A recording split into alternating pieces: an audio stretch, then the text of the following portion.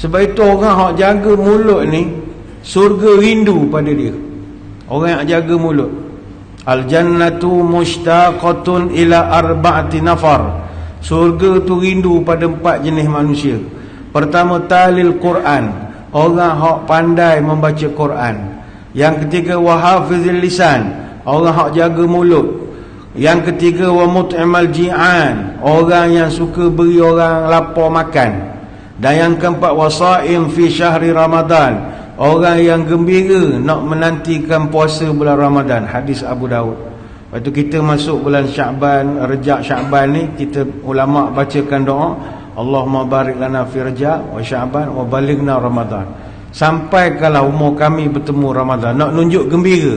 Sebab orang yang gembira dengan kedatangan Ramadan pun akan diberikan satu kedudukan surga rindu pada dia.